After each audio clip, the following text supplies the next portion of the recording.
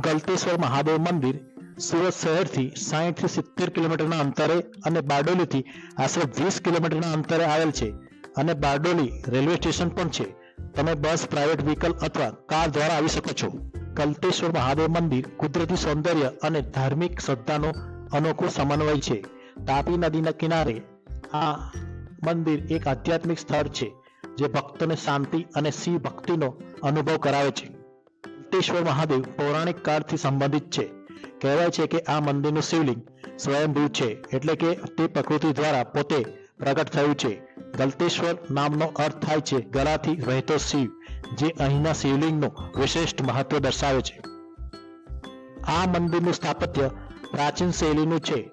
ગર્ભગૃહમાં શિવલિંગ સ્થાપિત છે, જેને અર્ધગોળાકારની છતથી આવરાયેલું છે. ગર્ભગૃહ શાંતિ અને પ્રાર્થનાનો વિશેષ માહોલ ઊભો કરે છે.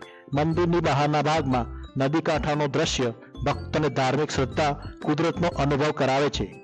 પ્રાચીન કાળમાં આ સ્થળ તપસ્વી ઋષિમુનિઓ માટે તપનું સ્થળ તરીકે પ્રખ્યાત હતું.